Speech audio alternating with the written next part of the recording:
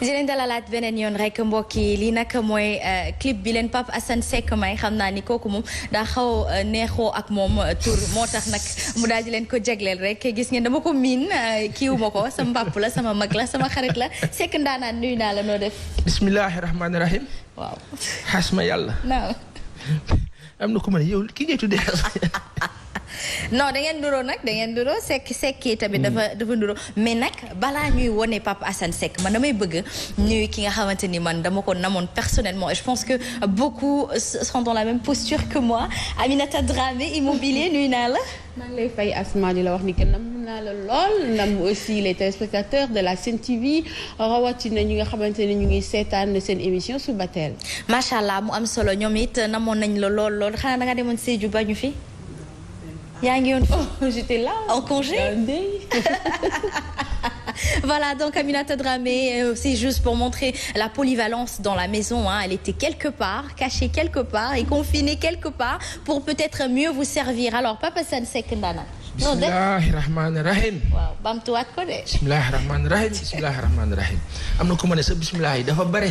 ne ko noonu baax na sant yàlla. ma ne ko yow budul bisimilah duñ wax. bilaay. duñ tàmbali. nuyu nañ la ba baax. di la fay nuyu Amina mi moom noo dëkk mu ngi fi. nuyu monsieur Mbodj Dame. justement ak monsieur Boy. justement di ñuy seetaan ñëpp. waaw di wax yàlla na yàlla seddal xolu Sénégal yëpp waay. allahumma amiin tabaski bi affaire yi diis na. waaw yàlla na yàlla oyofal ko. allahumma amiin mu am solo alors damay nuyu ki nga xamante ni moom mooy monsieur Mbodj mu nekk ki nga xamante ni daal moom mooy nar a gunge Pape Assane tey ci actualité bi kon dina neex noo def dalal ak jàmm. mais jërëjëf soxna Asma maa ngi lay nuyu di la sant di kontaan ci li ngeen ma dalal tey di nuyu également soxna Amina. di nuyu Pa Assane ak monsieur Boy.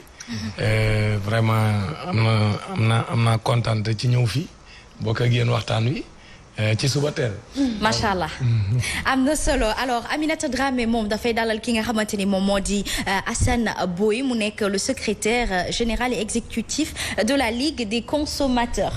oui Assane Boy ñu ngi lay nuyu di la dalal bu baax suñu plateau. ñu ngi lay fay bisimilah rahmaani rahiim ni ko sëñ Assane waxee. di nuyu Asma.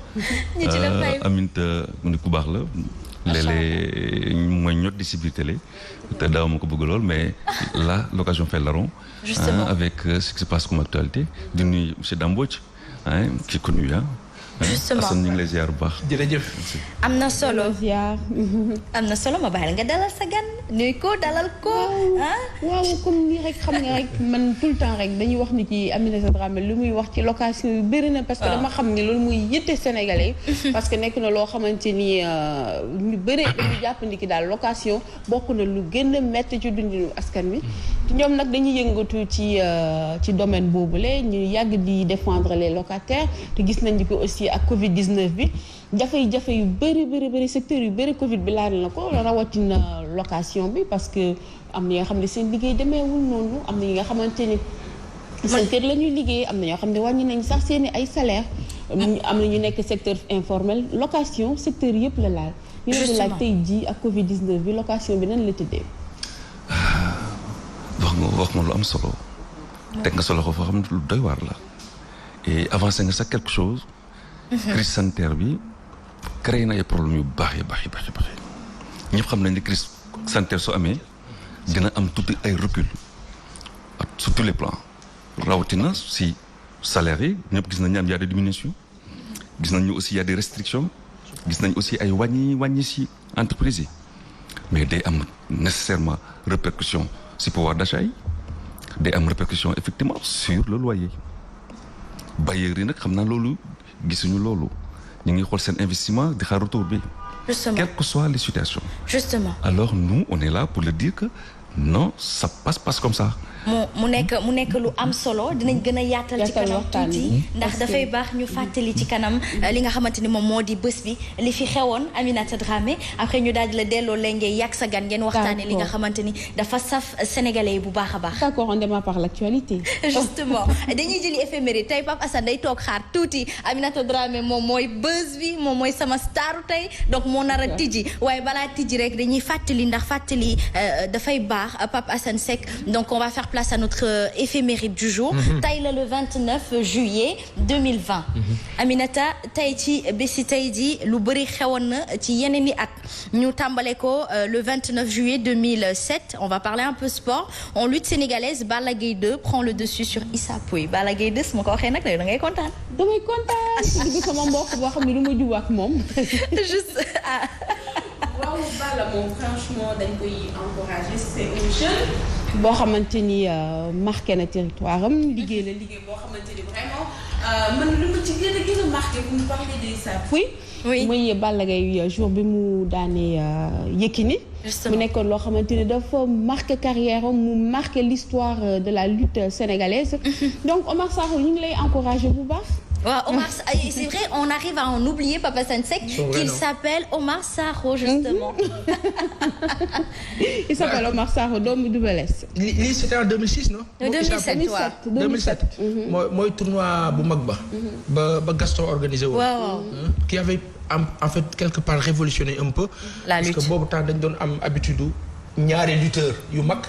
bi yoon mu indi ñoo xamante ni ñu ngi tàmbali. Balla Gaye je pense à partir de 2005 2006 di yëg moom Modou Lo Issa Pouye Lac de Guiers ak amoon na keneen Tapha Tine. donc tournoi bi ñooñu la woon.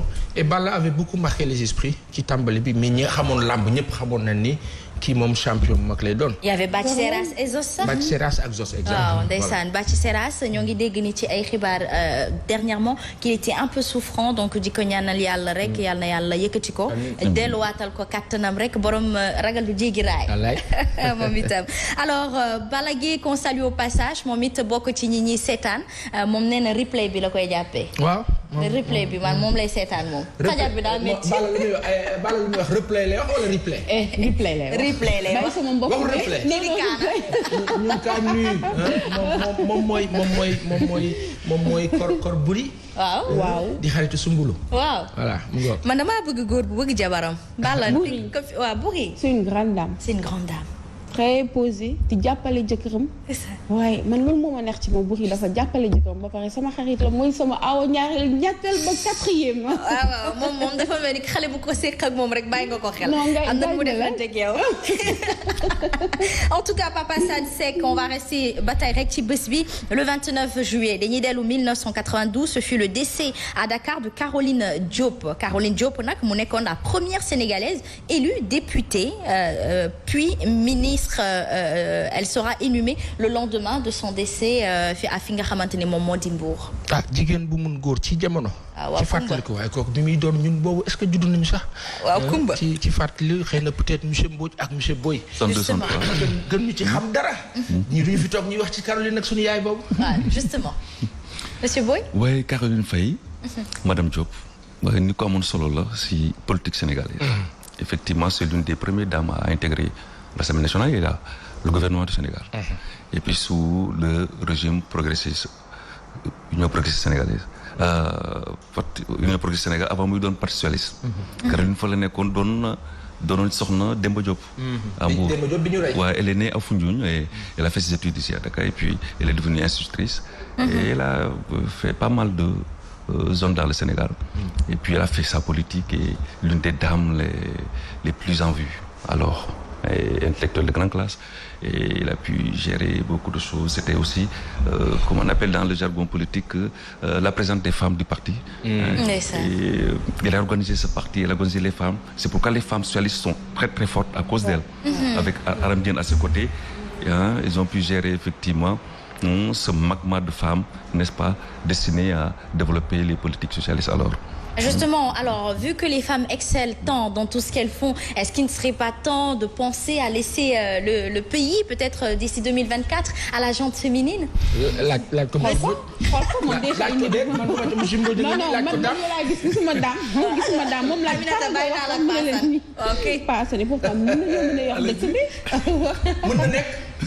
On sait jamais. Kenn xamul. Monsieur Mbodj. mais Sénégalais. waaw mën na nekk de wax dëgg yàlla c'est une éventualité parce que comme léegi démocratie lañ nekk aussi te Sénégal dañuy sunu constitution day bañ ñuy def discrimination basée sur le sexe sur le genre sur la religion sur lu mu munti doon dañu gëm ni ku am compétence mun nga jiite donc di gis nañ fi ay femmes yu nekkoon ay candidates à l'élection présidentielle naam parewuñu woon peut-être pour gagner moment boobu mais mën nañoo dem Sénégal ba fal une présidente même si vraiment je reconnais quand même honnêtement qu'il y a des contraintes majeures yoo xam si jigéen ñi pour ñu falu fii Sénégal damay tiit li daloon Hillary Clinton aux États-Unis dal leen parce que américains yi bu ñu waxalee yàlla ñëpp d'accord nañ ni Hillary Clinton moo ëpp ay compétences sur tous les plans Donald Trump mais handicap bi mu amoon rek mooy que américains yi parewuñ pour le moment pour fal une femme présidente. pour que jigéen donc damay tiit Sénégal aussi mu desaat tuuti daal mu desaat tuuti parce que loolu c'est des préjugés yoo xam ni dafa laat tuuti temps pour ñu vaincre ko quoi waaw loolu daal laa si xalaat rek. d'accord yéen moom yéen da ngeen defe ni jigéen ñi moom ñun ci kër yi rek lañu war a nekk. wala tout le temps nekk seen ginnaaw non il faut ngeen arrêter discours boobu.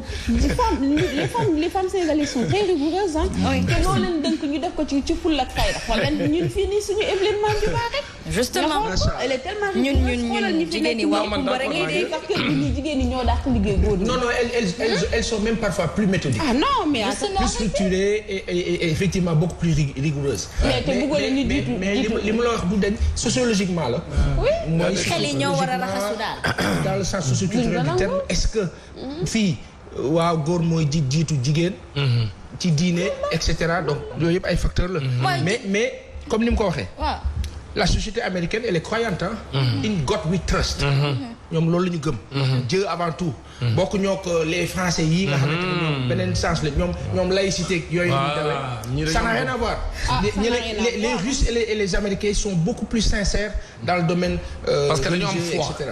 Mais pour revenir à la gente féminine Pape Assane Seck je pense que professionnellement ça n'a rien à voir avec je parle à la société ça n'a rien à voir aujourd'hui nit ki xalaat ni jigéen góor ko war a jiite ki ko war a jiite borom këram la et doy na loolu et nous sommes beaucoup plus organisés aujourd'hui parce que dañoo yar ak tàggat ci yar njaboot te une société commence suñu ay waajur ak yàlla moo ñu bindee noonu seen waajur ñan la sa yaay ak kan sama bàjjan non suñu yaay sax papa sa yaay ak kan ak sa papa non pas ci bureau yi la ñuy nekk mais nag am na paasam lu mu wax lu am importance gis nga nag nañu waxan dëgg rek gis nga diine yi tamit dafa am nu mu gisee te ñun dañoo nekk ay way ngëm loolu aussi c'est dommage c'est-à-dire que ça fait mal quand on le dit mais loolu mooy li nga xam ne moo am c'est-à-dire États-Unis boo gisee li nga xam ne am na fa presque sorewul ak li nga xam ne mooy pesanteur yi nga xam moo am ci sunu réew yi nga xam ne dañoo am ngëm-ngëm c'est-à-dire que c'est plus facile pour nga dem France ci jigéen falu fa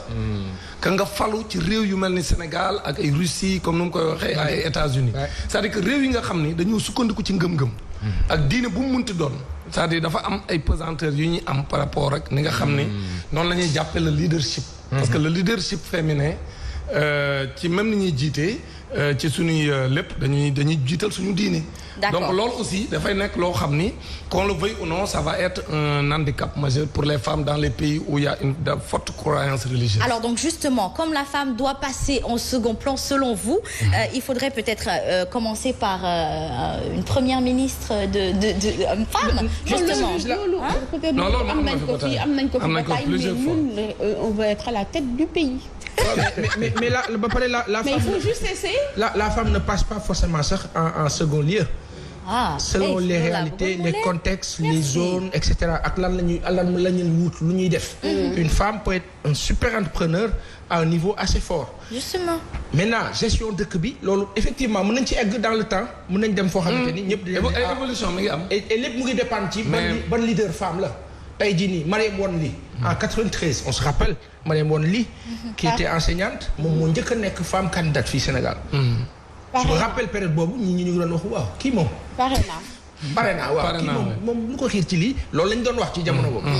ñuy dem nañ ba Aïssata Tall Sall était arrivé à un niveau même supérieur. boo xamante ni ñu bëri commencé woon nañ ko gëm. malheureusement il s'est passé sama xarit boobu des choses yoo xam ne politique xam nga léeg-léeg ñu juumloo la. waaw dañ ko juumloo voilà koo xam ne. on la salue en passant. man bind naa sax à l'époque ndeysaan benn contribution boo xam ni les journaux l'ont publié. man ni c'est vraiment dommage. parce que man gisoon naa ni moom bokkoon na ñi naroon accélérer le processus. et sonal Macky Sall. non du woon rek pour Macky sax c'est-à-dire que même après Macky c'est-à-dire que moom dafa nekkoon ci yoon quoi. c'est-à-dire que moom pour man li may wax nii sànq di wax ne am na ay yeexital yu ci nar a am moom Aïssata amoon na envergure bu ko permettre mu accélérer loolu. c'est-à-dire que dem fi ay deuxième tour wala et cetera. pour accélérer le processus même su gañewul mais malheureusement comme ni nga waxee dañ ko juumloo. parce que man gëm naa ne elle a fait un mauvais choix. non mais Aïssata laa gis ni ki Sénégal ñu bëri transhumé nañ fii ñu dem liggéey ak Macky Sall lu choqué mais moom bosam dafa choqué tout le Sénégal. parce qu'elle était peut-être au plein cœur de la société sénégalaise. parce que kenn xaaru ko une dame de fer ñu jàpp ni moom moo mën a ja oh là. et puis les gens mën naa la benn affaire. les gens l'aiment jusqu'à présent.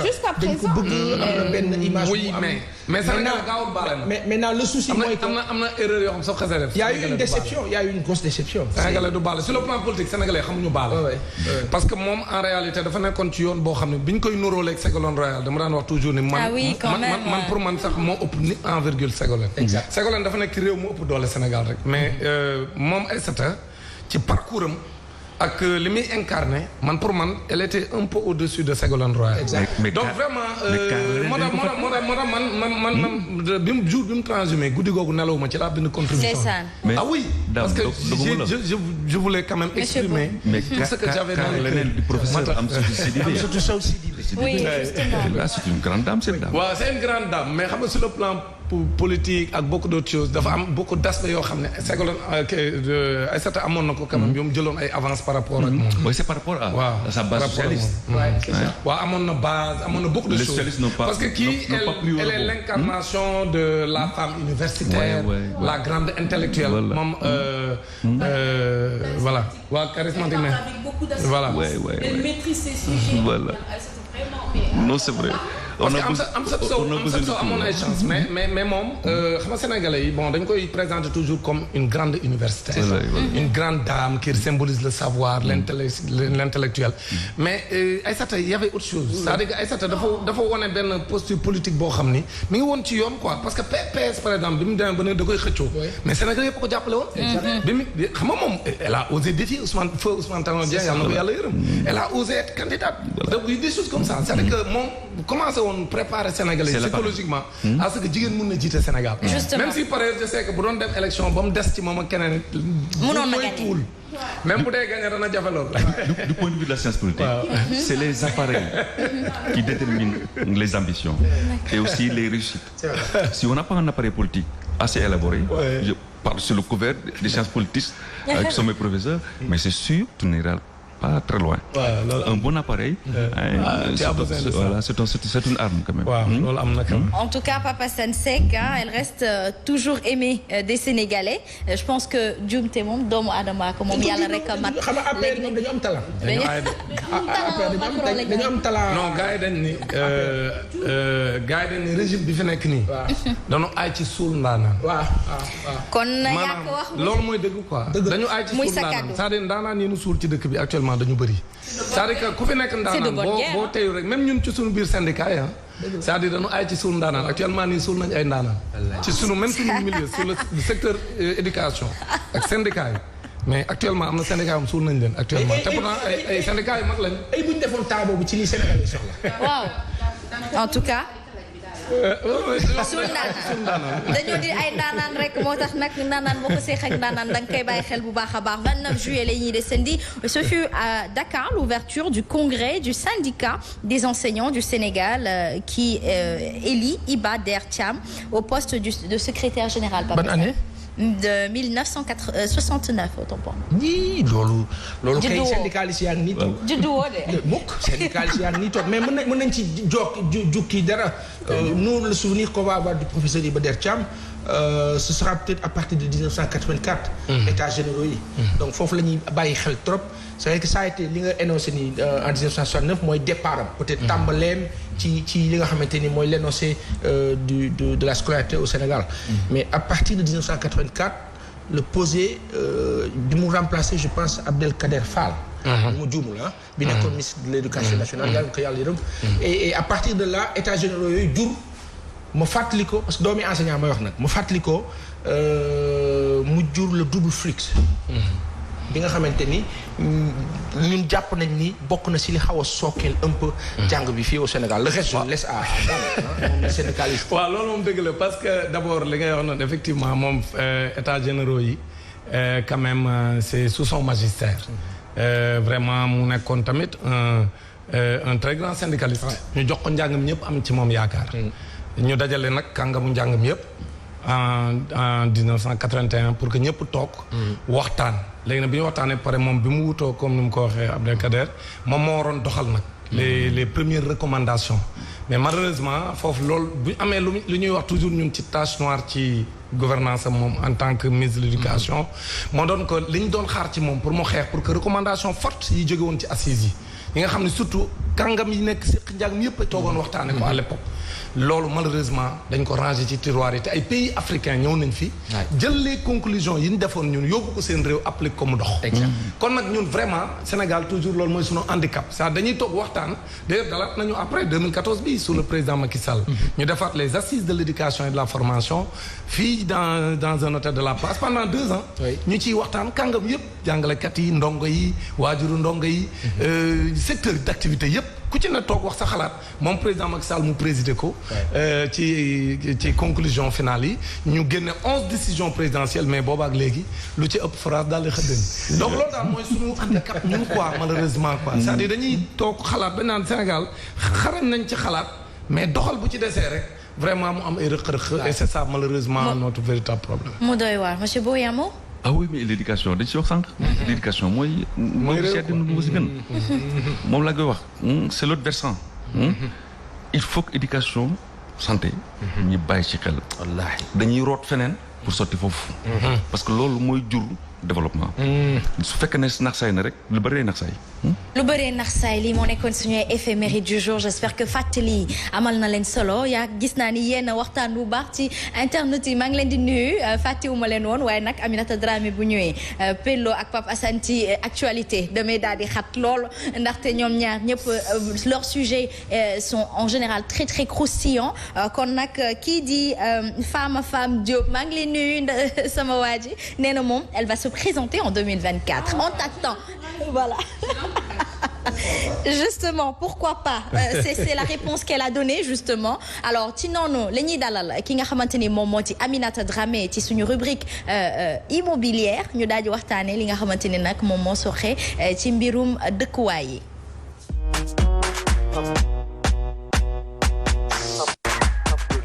alors tey nag ñu fas yéene rek waxtaanee li ngeen fi junj woon ñu bàyyi leen rek ngeen woyal Aminata. waaw damay xam nga démarré woon nañ ko damay lay asaan booy ñu xuus rek ci waxtaan bi comme situation locataire yi rek jamono ci. mais dëgg la remontée yu ñu am mooy sonn nañu te ñu ngi ragal ay expulsion. man jot naa def ay quelques enquêtes.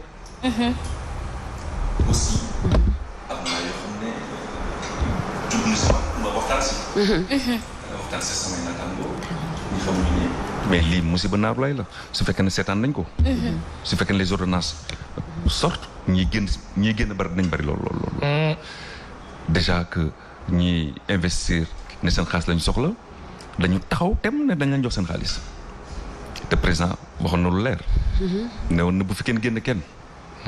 ndax problème yi am déjà wàññi nañ liggéeykaay yi wàññi nañ salaire yi ñu bari seen entreprise wàññi nañ ñu fay liggéey la majeure partie sur les 85% ay locataires lañu. locataire c'est pas seulement ku dëkk mais il y a aussi les restaurants il y a les magasins. tous ces gens-là c'est des gens qui dépendent effectivement de cet espace pour vivre donc le locataire dafa doon léegi benn segment de la société bu ñu war a jël en charge totalement.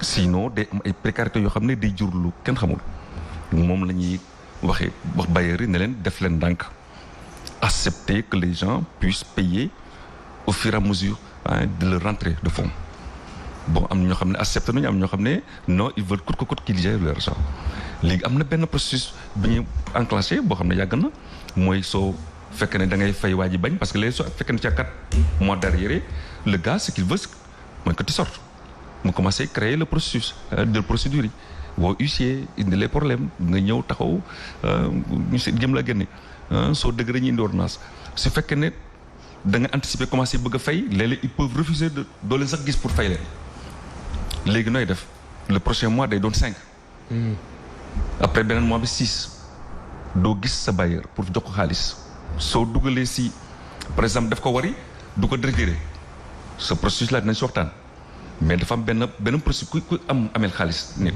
bëgg waxtaan ak moom di fay ndànk-ndànk nga ñëw ne ko demal si huissier pour def PV d'offre réelle bi pour déterminer effectivement ton engagement à payer par huissier parce que moom c'est l'agent délégué de l'État c'est l'auxiliaire de justice boo xam ne lu mu wax loolu la donc su fekkee ne déposé xaalis dañ naan gongo déposé na xaalis mais l'entité personnelle que constitue effectivement l'émission par Wari émission par Wari mënu mooy si numéro jàmbur la jëm benn nit a ko yore su fa xaalis duggee jot na ko parce que bu ñu dugg sax si affaire ay contrat bu ñuy wax contrat entre agents mooy lu ñuy wax la théorie de l'émission et la théorie de réception ay coow lay indi mais ce qui est sûr que Wari institution la bu ñëpp d'accord moyen de transfert la pour dugal xaalis borom mu jël ko bañ koo jël jot na ko ñun loolu lañ jàpp dinañ fexe nag ba ñi gëm loolu ñu wax état bi suñuy génn sax arrêté ñu génn ko le ministre pour war na ne ñun bëgg nañ jàppale locataires yi parce que sooy seet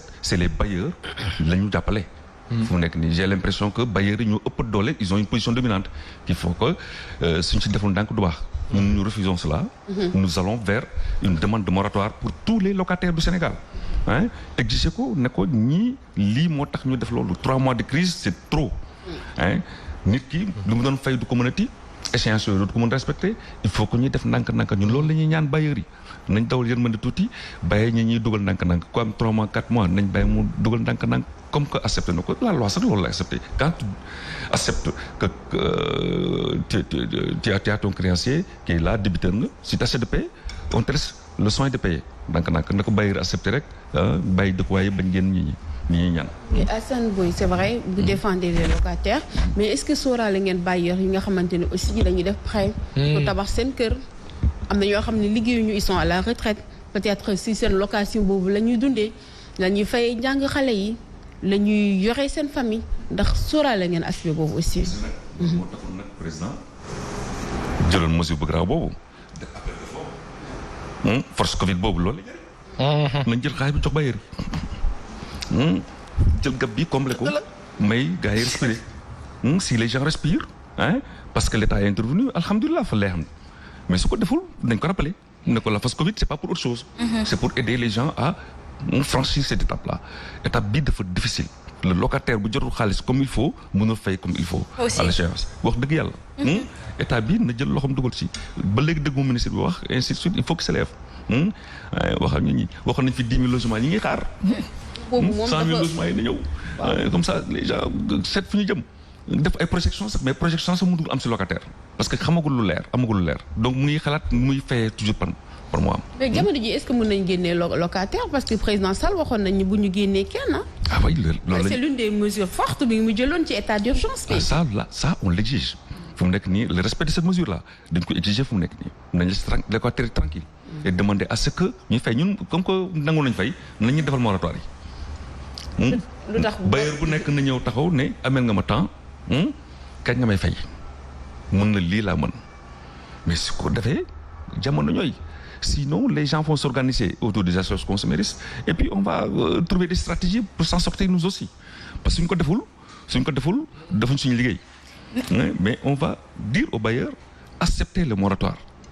D'accord. Dans ce moratoire-là, la question que je me pose, c'est que tey jii nit ki am na ñoo xamante ni tamit xëy na kenn xamul kañ la loxo yi di jot ci poche yi bu baax. Donc est-ce que ce moratoire-là ne risque pas d'aller sur une année et pénaliser justement le bailleur qui en vit ou qui est censé payer une banque qui l'attend derrière? Il y avait qu'à au moins 6 mois. 6 mois, c'est le minimum qu'on puisse demander à un bailleur pour nga xaar parce que fekk na y avait pas la mesure de la force Covid là mën nañu wax ne y a des problèmes mais cet appel de fonds qui est souverain vient président de la République moo jël décision ko avec l'état d'urgence ne damay jël xaalis dajale ko pour faj problème yi problème yëpp mënu ko lister mais na ci boole bailleurs yi ak locataires yi ba tey bailleurs itam ñoom jotuñu si loolu rek la ñuy demander état bi mu def ko parce que duñu nangu ñuy génne affaire parce que xam nga am lu xew dans le monde actuellement c'est pas seulement Sénégal il y a la crise des loyers dans le monde il y a des gens qui refusent maintenant de payer les loyers il y a des associations dans le monde aux États-Unis en France qui disent on ne paye pas le loyer pendant telle période Sénégal am ñu koy subodoré ndànk-ndànk di ko lam-lamé mais on n'en est pas encore là mais il faut pas qu'ils poussent les gens à dire puisqu'on ne peut pas payer on reste sur place et on bouge pas jusqu'à ce que le problème se règle mais demande nañu ko kenn la ñuy demander comme que état jël na devant yi ba dajale xaalis na lister les bailleurs yi war a mën a demander effectivement à ce qu'ils soient aidés mais état bi dimbali leen comme ça ñu xaw a féexal tuuti les locataires lii la ñuy ñaan. li mu wax kay mooy dëgg fii moom lu fi xew am na koo xamante ni moom mooy kii yilif ñëpp. mooy organiser. mais quand le 2 mars diggante le 2 mars ba le 15 mars président bi am yoon bu mu tegu ñëpp xam fi ñu jëm li des mooy appliquer du dëgg. waaw léegi yow nee nga bayeer yi ba tey jotaguñu gisaguñu te ñi wax jotaguñu dañoo bare. ñi wax gisuñu gis naa artisan yi bërki dem Soumbédioune ak ñeneen ñi jot sax ne liñ jot moom du dara gis man keroog lañ ma wax ñu jox lan 30 000. xëy na loolu la nguur gi am amul problème mais ñi jotagul nañ leen jox. tey jii nii imaginez une famille tey ñu acculé ko ne ko non il faut payer. te yoru ko cette famille fait quoi amul choix tabaski korité koor gi elle doit vivre mais 2020 bii ñun ñu ngi toog fii di wax di expliquer di détailler parce qu'on parvient à boire de l'eau am na ñoo xam ne ñu ngi ci mettit boo xamante ni nit mënu koo imaginer ci fi ñu toog nii di wax te ñoo ëpp Sénégal ci domaine yëpp yéen a ngi wax immobilier ci domaine yëpp ñoo xamante ni jamono bii ñuy toog di wax seen ñaari loxo yi lañ téye seen bopp ñu ngi ñuy xool ci télé bi doon ay gor mënuñu ñaan amuñu fu ñu lebee ñu toog nag ne këmm nekk ci biir kër yi di tumuranke ñenn ñi di ñàkk seen bakkan ci biir kër yi te kenn du yëg seen njaboot jël dem denc pendant ce temps il y a nguur qui est au-dessus dont les membres moom nguur sont peinards et vénards tranquilles vraiment tranquille ñu ngi gis naa sax ñenn ñi di Orange Money ko wari c'est bien loolu leen yàlla jagleel mais nañu bàyyi xel la souffrance des Sénégalais tey jii nii ak a jekkoon président Macky Sall wari Sénégalais yépp bu mu ko jaarale Orange Money de na ko jaarale wari waxin la publicité bi nag mais ñii nga ne publicité bi nag non dama ne waxin la ak dégg ak a neexoon président Sall ngaare bu baax bii ak a baax. président dafa sax sonn mel. ak a mën a may xaalis. ak a baaxoon waxin ak dégg. ak a baaxoon tey président Macky Sall mii. daal di ne diggante mois de mars 6 mois yi ngay wax. à la place de dire je vais donner aux Sénégalais tant wala je vais aider défiscaliser. justement je pense que enlever le fisc de tous les produits au Sénégal. pendant 6 mois état bi gàddu ko dékku ko. mais incidence bi dina law ci ñenn ñi dana oyof. mais Papa Sane les économistes là gisaguñu leen ñuy yëngu. mais attendez on parle de l'immobilier hein. oui on est sur l'immobilier. Ami si tu suis bien on est sur l'immobilier. Quand l'État défiscalise la cimenterie. la construction l'architecte tout ce qui tourne autour. ci économiste bi rek mu dem feneen. waaw et encore que sur le plateau. oui monsieur Boy encore que la banque état bi dafa waxoon ak banques yi. pour que ñu taxaw. sauf que est-ce que état bi am na pouvoir suivre lool. ouais mais c'est ça. lenn rek lay wax. ouais. état bi du ko def mukk ci àddina. lu tax. l'état est fiscal. état fiscal régime boo xam ne def fiscal. régime fiscaliste. doo ko dindi lu fiscalité. doo ko def ci àddina. il va se dire que samay recette day wàññeeku. voilà dina xëy suba teel sama du fay fonctionnaire du fay kenn. mais léegi nag ñi nga xamante ni ñoom ñoo nekk ci dëkkuwaay yi ñoo nekk di liggéey di indi ba tax fisc boobu noonu am te am njëriñ bu fekkee ni ñoom tamit amatuñu kàttan lekkuñu dunduñu naanuñu. léegi nan la ñuy def. léegi ñoom ma ko le retour à l'envoyeur. récupère na xaalis. naka def ci askan bi na jël delloo ko gars yi. c'est tout delloo ko bailleurs yi. et justement pour parler des économies c'est à ce moment-là qu'ils peuvent sortir dire que fiscalité Sénégal fii la toll économie Sénégal peut-être fii la toll fànn bu nekk nii lañ fa war a doxalee ba ci immobilier bi ñu waxtaan ak banques yi ak borom kër yi bu ko defee peut-être ñu stopper les dettes pendant une année parce qu'on dit qu'une pandémie a une durée de vie de 2 ans ñu réorganiser waat dëkk bi noonu te je pense que ils peuvent conseiller le président dans ce sens d'où leur appellation sur le plateau. mais même président bi il avait demandé aux banquiers à ce que ñu échéance yi ñu pousser ko waat ba ci kanam ak bailleurs mais ay 3 mois rek mais est-ce que voilà mais amul suivi loolu lay laaj ndax yéen xool ngeen kii boobu point boobu li may ragal xam mooy lan xam nga tache d'huile dafa garaaw ñi xam nañ ko Sénégalais xam na lu tache d'huile lu am njëriñ fenn ba dox dañ koy testé de gis nga grève doo layee bés bu amee Sénégal dëkk bi dañu am problème de consommateur yëpp jóg taxaw ne kenn du fi fayetu loyer ba lii passé mais regarde comment ça se passé kër yi na tàng de dinañ jël alkaati yóbbu buntu kër bi nekk na génn leen huissier xalaat nga ko mënuñu ko amuñu am xanaa dañu développer force boobu nag pour ñu may seen bopp riir rek toute une population à la rue benn régime antanu ko nañ dimbali bailleurs yi ndax locataire de seen kër yi le temps que ñu organiser dëkk bi économie xaw a doxaat suqaliku tuuti ñu fay leen fay fu xas ba dugg na maa ngi dugg suma njaboot si biir kër wala maa ngi installé pour jaay ça veut dire que ce gars-là a l'intention de faire de l'économie de gagner l'argent justement et de payer ce que mënul c'est vraiment y a la force majeure na fu mu am mooy nul n'est tenu ñun ne tenu justement et je pense que aussi que côté humain Aminata bailleurs yi war nañ tamit xool kenn ku ci nekk sa situation bu ñu xoolee ni nag yaa ngi dem normal pandémie bi impacté wu la trop ndax am na ñu mu impacté wul trop quand même il faut l'accepter contrairement à une personne peut-être qui a déjà du mal à payer son loyer et qui se retrouve à avoir encore plus de mal avec la pandémie je pense que ñooñu humainement je pense qu'on peut s'entraider aussi oui waaw c'est raison Aminata dëgg la ay jullit lañu daam voilà man kontaan naa trop fi nga génne foofu nañ xam ne ay jullit lañu asma yàlla ñu dawal yërmande gis nga ñu dawal yërmande parce que quand même suñu yuuxoo danañ ne bon quand ñi ay jullit lañu quand même nañu jàppalante ba ñu franchir étape bi yàlla dugal loxoom lépp sotti mais booba léegi gisagoo leen ku ñu génnee de fu mu nekk nii dañ koy xam nga c'est des menaces et puis dañuy teg si kaw nit ñi parce que dañuy indi huissier fayal ba pare nga fay sortie bi c'est 42 000 ko xam mënul fay huissier dañ koy fay xaalis de huissier si xale ba teg sa buntu kër jox la mais da ngay fay de kan moo war a fay bàyyi yow la moom ki ñu ko jox ki ñu ko tàllal borom kayit bi suy huissier balaay dara xew mooy da ngay fay dal na ma jël naa xaalis fay mon frère qui avait ce problème là moo sax xam naa ne amoon na arrière mën na ko nañ ko régler moo gën balaa ñuy indi coow parce que position moo nekk la nañ dagg affaire bi ci digg bi fayal la huissier bi après ñu seet nu ñuy def parce que am na fi au moins kooku accepté na fay mais ku mënul lu may def déjà yaa ngi problème location nga nar a fay 42 000 huissier mooy ñoo xam ne dañu toll foo xam ne dañ toll foo xam ne lu ñu mënatuñ ko te bailleur ba taxaw fu mu taxoon da nga may fay par force dañ ne bailleur bi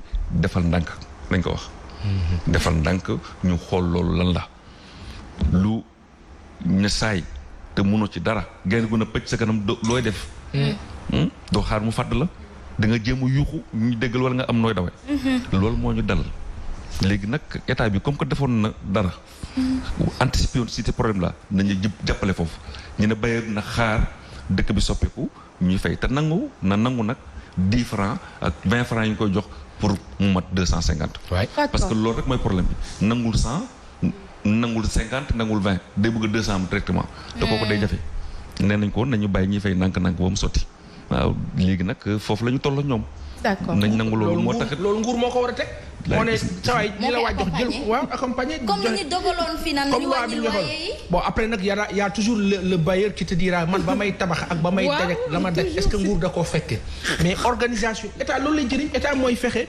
maanaam état mooy jubale mooy ñaw mais bu c'est dommage moo tax loolu la ñuy ñaan réglementation boobu xam nga un arrêté peut sortir à tout moment y avait une commission boo xam ne ñu bokkoon nañ ci suñ benn représentant mu foon cette commission la da nga ko dégg fu mu nekk nii alors les appréhensions que j'avais cette commission là mu ngi commencé feeñ parce que quand il y a des problèmes duñu génn taxaw di wax ndeysaan suñu papa ji moo ko jiite woon Iba Der notre professeur émérite là xam naa mag la muntu ci wax mais ña fa nekkoon nañ wax sinon nañ génn suñu sorti buñ xaar mu génn parce que suñu xasee ba génn di wax dañ koy jëfee on fait aussi mais foofu aussi il faut quand même ñu nangu ni quand même ma ngi jël loi dama ni loolu parce que gis nga affaire waaw monsieur Mbodj ne ñu taalaat rek ba xam courant bi daal di jibal wax ji micro bi ñu taalaat ko tuuti waaw donc ñëwaat na waaw ñëwaat na man ko bëgg mooy wax dëgg yàlla.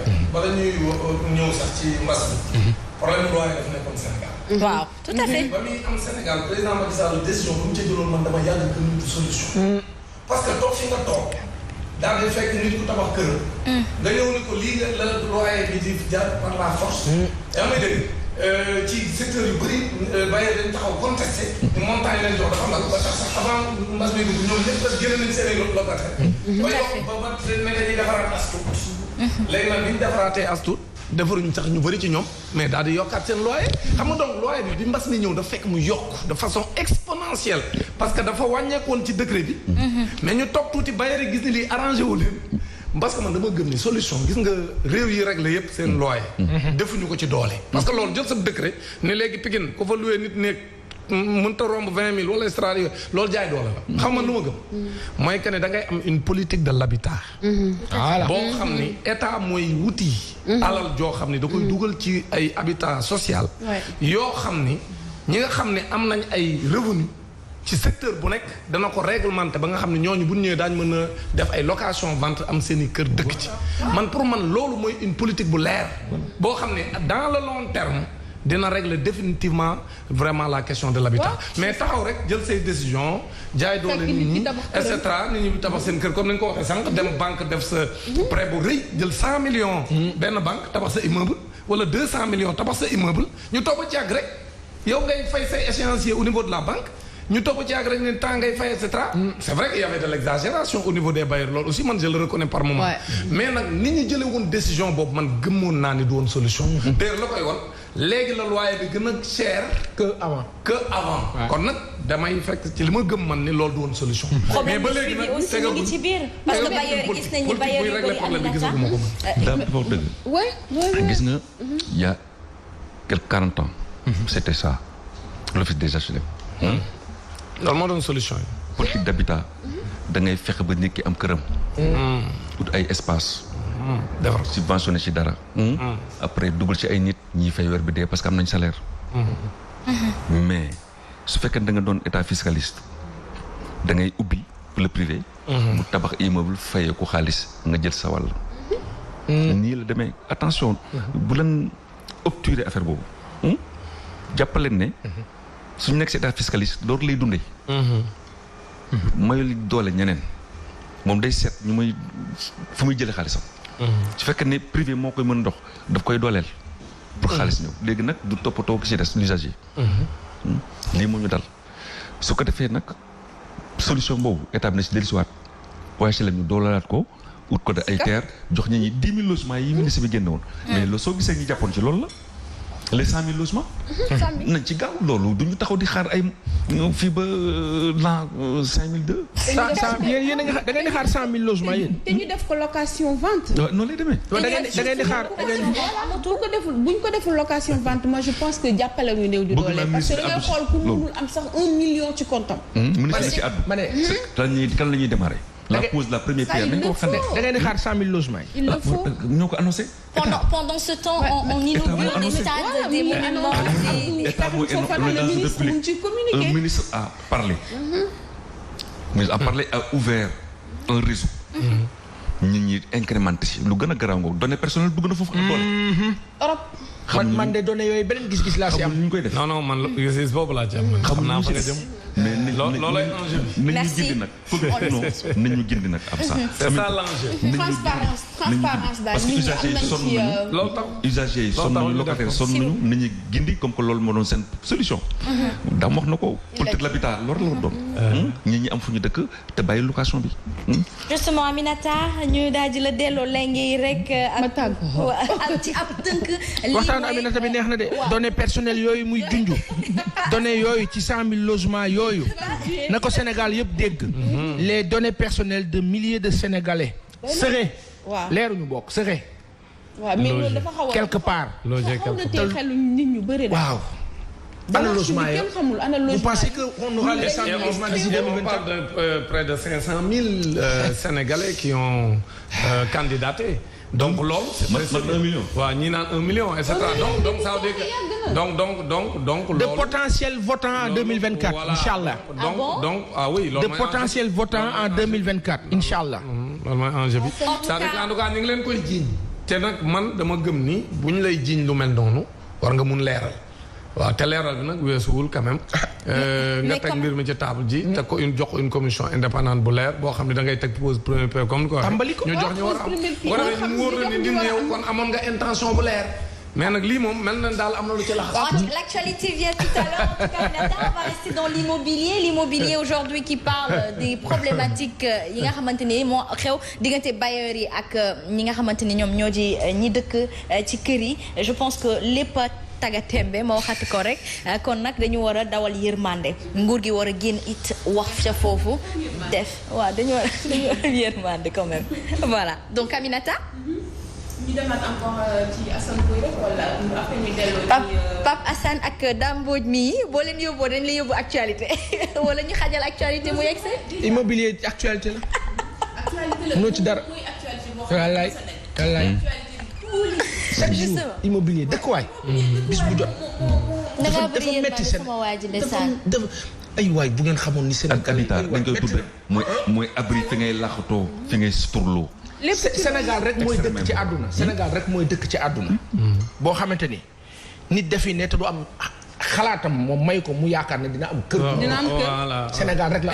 mais surtout ce qui fait mal dama toog un jour ak le ministre de l'urbanisme ma ne ko yéen xamul tax man bu ñu leen nommé ñu jox leen seen poste yi vraiment damay def ngeen toog seen bureau yi rek di nelaw et bu ñu koy wax ngeen dafa leen sànni xeer mais ñun dañu visiter ay pays dama lay jox am y a des pays moi j'ai vu quelque chose en Angleterre. boo xam si man dama ni loolu waroon nañ ko mun def Sénégal. parce que loolu du ay alal ju jeex. xam nga Angleterre ñoom lu ñuy def. c'est-à-dire que at mu nekk. ñi nga xam ne ñoo génn par exemple ñu ni ñii ñoo génn école normale. ñii ñoo génn CESTI. ñii ñoo génn école normale de leneen. ñii école de police. ñii école gendarmerie et cetera ENA. ñoom ñëpp dañ leen tuddee benn génération de fonctionnaires. ou de travailleurs. du privé comme du public ñu organiser leen xam nga qu'est-ce qu'ils font dañuy dem jël ay promoteurs immobiliers yu am doole. yoo xam ne ñooy construire ay cités. dans plusieurs localités. surtout dans la capitale ñëw zone bu nekk ñu xool nuñ ko nu fa espace yi am en fonction de nombre bi génn gis nga boo génnee ngay journaliste wala ngay jàngalekat wala ngay douanier wala ngay médecin boo ci mën a doon da ngay génn gis nga bu ñu la joxee sa association ba recruter la. dañ lay joxaale say clé. voilà léegi nag clé yooyu ñu la joxaale. da ngay dem sa kër aménager. ça te permet rapidement de te marier su fekkee góor nga. mais c'est important. c'est important. beneen bi mooy yow. da ngay dëkk sa kër léegi nag di fay. bu ko defee yow bala ngaa def 10 ans ñoom bala ñoo def 10 ans maximum 15 ans ñu moom seen kër. soldé mais xoolal dañuy régler la question de l'habitat pour d'abord une bonne partie du royaume en Angleterre. mais ñun qu'est-ce qui nous empêche de faire ça. pourquoi mënuñu def loolu ñu am 97 000 jàngalekat yoo xam amuñuy kër. ñi ci te ba dañoo nar a dem retraite du ñu am ay kër. alors que loolu mënoon na nekk xoolal. état bi am ce qu'on appelle l'indemnité de logement te enseignants yi gën a graawatee sax ak médecins yi yeneen ñi nga xam ne ñoom indemnité de logement. indemnité de logement boobu actuellement mi ngi ci 100 000 francs par an. waa 100 000 francs booy jël ci chaque mois di ko fay jàngalekat boo ko joxoon kër bi mu génn rek nga jox ko kër ne ko nag 100 000 yooyu da nga koy verser ci sa kër. mu def ko léegi moom da koy accepter. bu ko defee l'État ne perd rien. il manque de et il travaille serein et l'enseignant travaille sereinement. voilà te enseignant boobu génn nekk un jeune enseignant nga xam mi ngi am 24 ans 25 ans 26 ans ñu jox ko caabi këram. waay mais mu dem marié wu di fayee ko salaire am ba noonu ñu génneel ko ci rek. mais daam ñu génneel ko ci. daam ñu génneel ko ci rek. doguma la yàlla bu yàlla dog daam. doguma la yàlla bu yàlla dog. waa ji il a 24 ans 25 ans 26 ans ba 30. bees la. mu dem ak caabiyam. donc organisation sociale waa ji marié wu. kon takk nañ jigéen. am na njëriñ ci société bi. ñu jubal. oisiveté wàññeeku. dépaysement ak leneen ak leneen. léegi xarañ ne xam nga lan lay régler c'est-à-dire que xam nga soo gisee l'offre et la demande. soo gisee loyer cher est-ce que yéen nga ni Dakar bokk na ci ville yi est-ce que xam nga yan ville la ñuy comparer ci en termes de cherté de la vie. surtout cherté de la vie boo ko da nga ci boole loyer. Japon Tokyo yooyu ville la ñuy tëkkalee. c'est-à-dire que en termes de niveau de vie quoi. c'est-à-dire que ñun actuellement amul benn pays africain bu ñu nekkal fii bu ñuy tëkkalee. c'est-à-dire que moo tax Sénégal c'est extraordinaire ce qui se passe. c'est-à-dire que fii ngay gis koo xam ni appartement bi muy loué moom salaire am sax mat 400 000 muy fay 190 000 200 000. aussi c'est-à-dire que ñun Sénégal du mu seere dafa extraordinaire léegi nag gis nga loolu may wax ne suñ ko defoon. da ngay imaginer 60 000 enseignants sur les 97 000 yoo xam ñu ngi loué. dañuy nekk seen i kër donc dañuy libérer des emplois. léegi bu ko defee ñoom foofu ñu libéré bu kër yi bëri te kii yu ne rek day baisser le loyer. Tout à fait. C'était la meilleure politique la gis nga loolu moo ëpp doole décret président. Tout à fait. gis nga loolu su ko defoon day baisser de façon automatique le loyer. Pourquoi? Parce que bu ñu toppatul ci bailleurs yi di leen neexal léegi bailleurs dañuy baisser prix yi parce que amuñu parce que quand l'offre est inférieure à la demande mais léegi bu ko defee moom affaire day élevé maintenant bu ñu demee ba offre bi supérieure maintenant à la demande léegi prix dañuy baisser gis nga nag Sénégal c'est ce jeu de l'offre et de la demande qui peut régler le problème du loyer au Sénégal mais li ñuy def noonu jël seenu décret jaay doole comme ni ma koy waxoon à l'époque ne Macky Sall décret bi jaay doole la waaw c'est pas une solution définitive. Je vais faire la balance avec xam nga lu si am solo mooy gis nga équilibre offre et demande dafa doon combat boo xam ne day génn benn prix d'équilibre dafa nañ loolu léegi su ko defee su fekkee état dafa def politique boobu voilà social boobu l'immobilier mooy le propriétaire d'immeuble su xoolee ne l'état la concurrence sur ça voilà day raisonnable tout à fait c'est ça la solution nag man kontaan naa ci loolu structurelle mais dans le long terme c'est ça la solution lii mooy suñu option amul beneen ci protection yi état war a def politique de l'habitat bàyyi privé aussi liggéey mais su ko defee mu am équilibre pays yi ko def yëpp ñu ngi ciy génn mais gis nga nag spéculation bi am ni aussi Sénégal xam nga États-Unis xam nga ne yow la crise des subprimes li ko andi woon c'était la spéculation sur l'immobilier gars yi tabax seen immeuble ñuy compétition ñu prix yi di jóg même léegi nag ñun Sénégal dinañ ci jëm xamul tax mais actuellement loyer bi mais c'est extraordinaire bu ñu demee ba ne la dans la banlieue benn néeg bu am salle de bain mënatoo ko am dans la banlieue à 50 000 francs. C'est dommage. C'est dommage. C'est-à-dire que réew mi bu tollee foofu. C'est-à-dire que spéculation bi àgg na foo xam ni li ma leen di tiital dans quelques années mooy crise bi amoon aux États-Unis nga xam dafa prolongé dans le monde. alors xam ne moom moo amoon.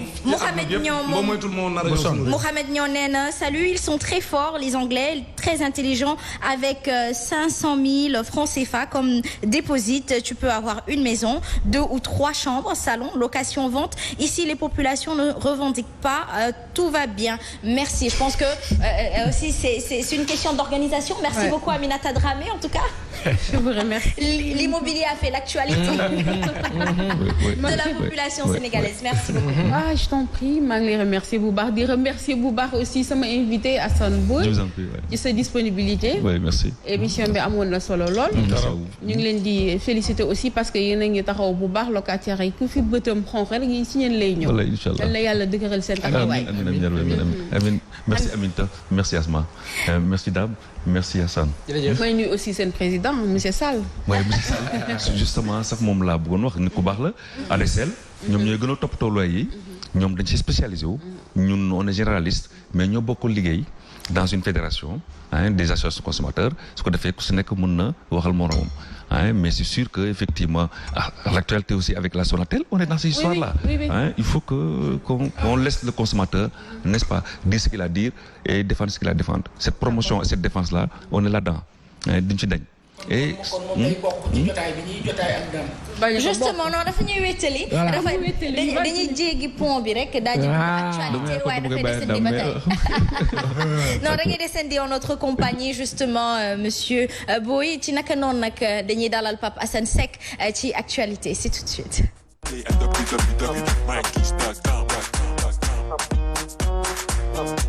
alors Pape Assane Seck tey ci actualité nga ànd ceeg sa ngan di monsieur Dame Mbodj mu nekk syndicaliste et collectif contre Orange. mooy coow ci dëkk bi de monsieur Boye junj na ko wax nañu immobilier damaa bëgg a laaj benn laaj. lu tax Sénégal du ñu xëy sax benn bis am information bu neex nit ñi bëgg reetaan ne tey de moom macha allah lu tax Sénégal du ñu am loolu. lu tax au Sénégal ñun bu dee Coupe d'Afrique. ñu am naqar bu dee football ñu am naqar bu dee basket ñu am naqar lu mu mënti doon ñu am déception am naqar ñun est-ce que ñun yàlla xam naa yàlla sàkku ñu ak déception kese est-ce que ñun Sénégal maanaam est-ce que ñun parce que Sénégal man sama papa dafa ñaxtoo ba sama maam ak ñette sunu askan dañ doon ñaxtu rek ma ñëw di ñaxtu. nga ñëw di ñaxtu. yàgg nañu waaw non léegi est-ce que Sénégal xoolal li est-ce que xam nga ni émission bi yëpp. non ren dem nañ ba 2 heures émission bi yëpp buñ ko yemale woon ci immobilier duñ doyal. li ñu doyal. parce que dafa ngande. waaw léegi ñu génn foofu ñu glissé ñu dalal fi Dame Mbodj ñu ne Dame kat ci enseignement lay wax ak et cetera mais léegi dafa am benn danger bu am boo xamante ni dafa ñu jubal fu xaw a doy waar. Le Sénégal est indépendant entre guillemets depuis 1960 la Ahmed Sékou Touré mere woon Houphouët-Boigny ak Léopold Sédar Senghor. mooy yéen nangu ngeen la chose négociée soi-disant ngeen ànd ak gars yi ñoom ñu defal leen li ngeen bëgg ba pare téye seen dëkk yi. Sékou Touré da ko yàgg a bañ. Guinée tey bii tubaab bi lañ fa defoon ci lu baax yëpp ba ñuy dem dañ ko saccagé yàqate ko. ba pare nag contre Sékou Touré xeex ko def ko dictateur. boole ko yeneen africain yu baax yëpp def leen ay dictateur France 24 di nu fen RFI di nu fen TV5 di nu fen France Télévision di nu fen France 2 di nu fen ku Antenne 2 ku fàttali ko Antenne 2 ñoom ñëpp ñu àndandoo di nu manipuler sunu papa yi ñu def leen manipuler de sorte que sunu papa yi nekk ay je suis fonctionnaire sunu papa yi dundee loolu ñoom victime la ñu ci loolu. Je parle français, voilà, j'habite à la SICAP, j'habite à la zone B. Non, moi je suis au centre-ville de Rufisque. Yooyu sànq ñu teer fii tey mu jural ñu lan am ku dem ba si jëmmi jamono mu xam ni en 1999 ku ñuy wax Daniel Mitterrand doonoon jabaru François Mitterrand. François Mitterrand nag ñu wax ci parenthèse mooy président bi yées ci Afrique bi nga xamante ni en France Sarkozy bii moo tane Mitterrand dafa nekkoon neex moo nu ñuy wax neex rey sedd nu ñu koy waxee ci wolof. neex sedd rey. ok koo xamante ni dafa lewet lool ndekke ab mooy musiba maaba kumba moo sànq Thomas Sankara ak ñeneen. moom la tubaab di wax une personne sournoise quoi. ok danaan teg du la wax fi mu jëm. ndekete fa mu jëm musiba maaba waaw léegi yooyu yëpp nag jural ñu dem ba jëmmi jamono ñu ne Sonatel day am nangam am keneen ku am nangam. te kay am nangam dëkku fi wante moom comme ñun dañoo négocier woon suñu indépendance ak moom naxante teg diil ak moom mu jaar suñu kaw di ñu ruube rek nag moom mu ñëw fexe ba xam ni Daniel Mitterrand en 99 dane woon le 21e siècle ce sera le siècle de la communication ku communiqué wul da ngay disparaître. mais Orange ñëw téye société de téléphonie ñëw téye en 2006 la Orange.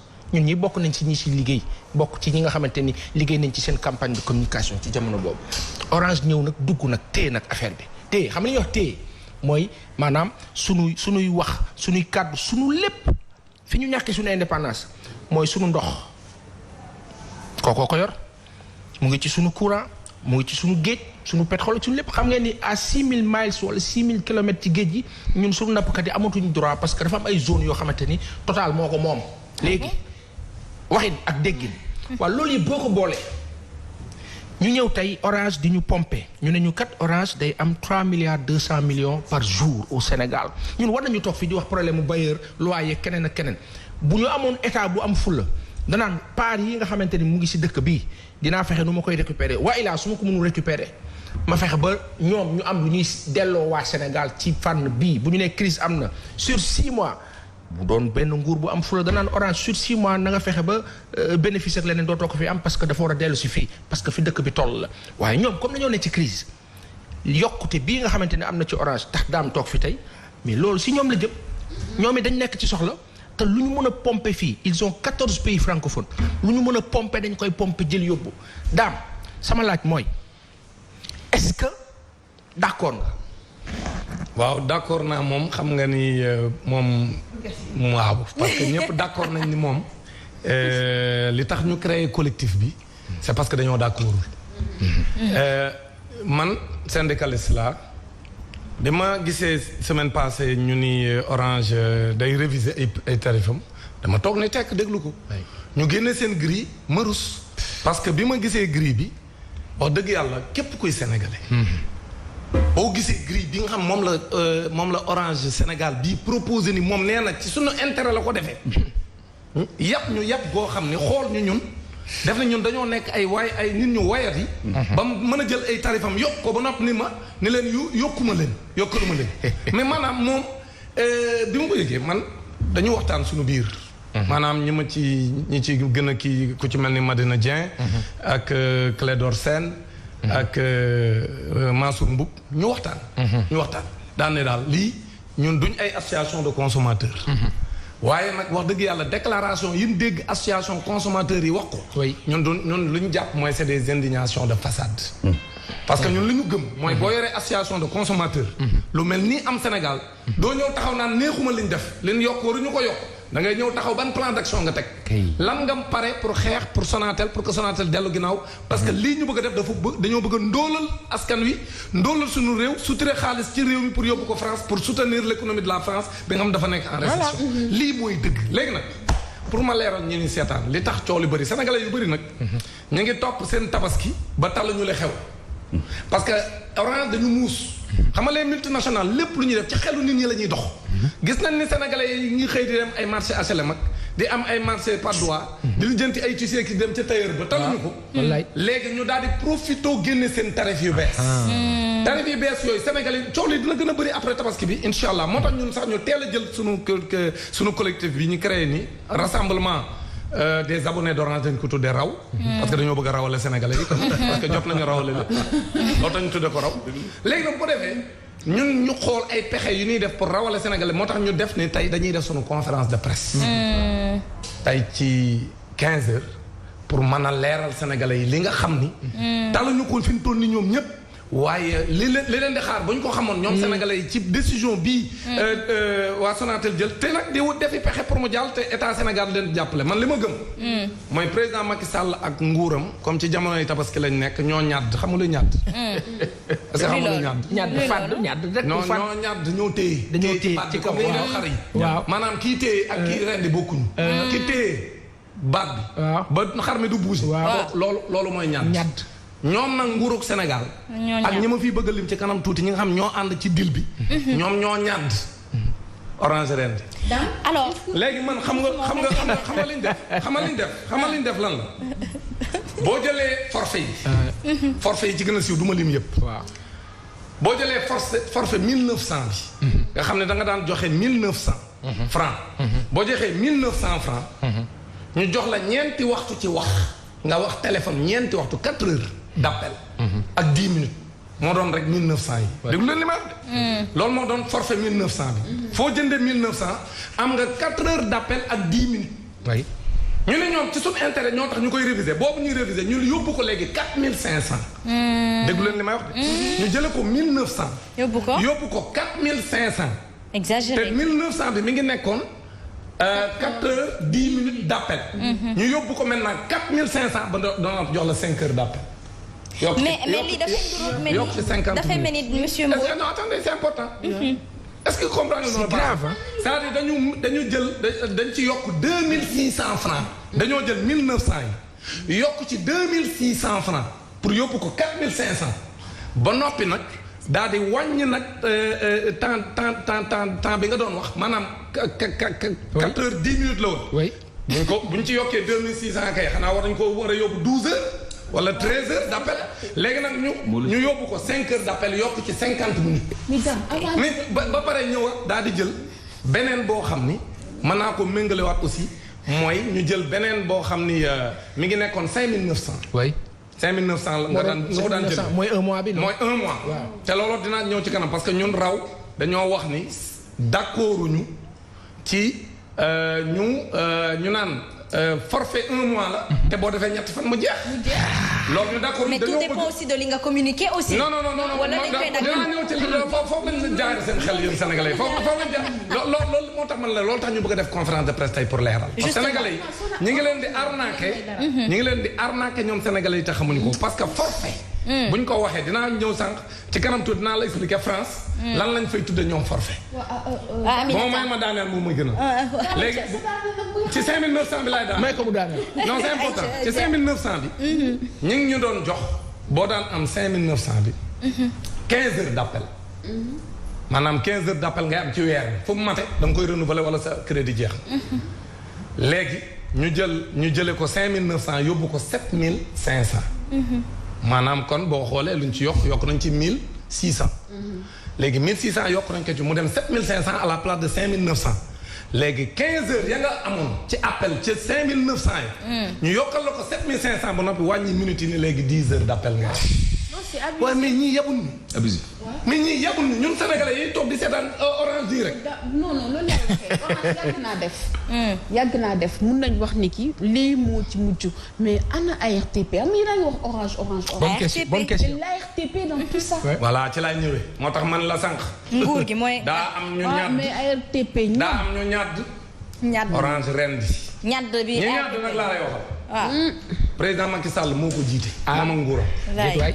Oui, parce que son rôle le chef de l'État c'est de défendre les Sénégalais. loolu war na ci surtout ci jamonoy mbas. ñëpp sonn. 1000 milliards am yi nee na mënta matale lépp léegi lañ fi wax problème mu loyer. te moo waroon tibb ci 1000 milliards dimbali ngeen xam si ñoom ñoo waroon a fay mu fayal leen. te nee na mënu koo def.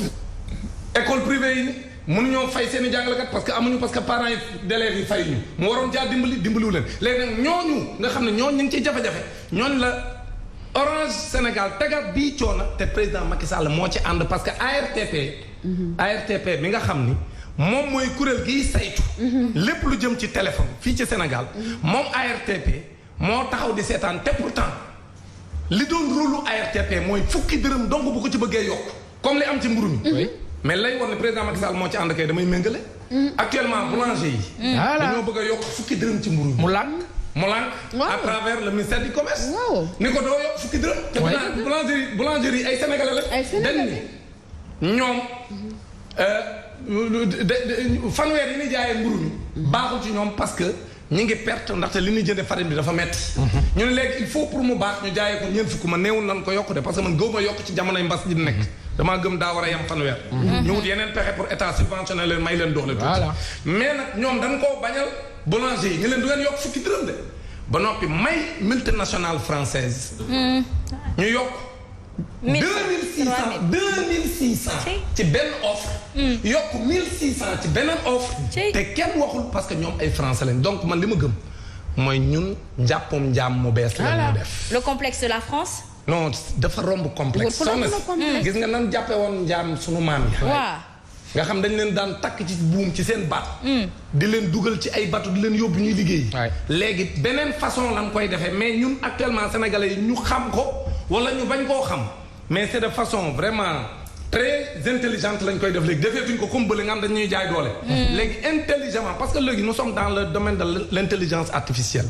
donc léegi boo jàpp nit jaam doo ñëw daal di koy takk ay loxoom ak ay tànkam mais fi mu toll nii ci njàppum jaam lañu France Télécom mi nga xam ne moom filiale bii di Orange Sénégal bu mu njaam googu la takk ci sunu baat léegi nag ñun actuellement ñun Sénégal ñoo war a jóg nag fipp moo tax ñun ñu pare nag pour jàmmarloo ak ñoom à 15h tout à l'heure waaye monsieur Boye may ñu ci tuuti ci sa xalaat ak sa kàddu ci li nga xamante ni moom mooy mbirum Orange gi daam dafa wax dëgg mais damay jël si rek si doole bi ñu doole association consumériste résolution des Nations Unies c'est le 39/248 avril 85 léegi moom may consommateurs yi fépp fu wax war a amee jëm si consommation ñu boole leen ci bokk si conseil d'administration yi bokk si fi décideurs yi toog di wax lu mel ni Orange lu mel ni RTP kenn nekku fa bay wax soo gisee boulanger yi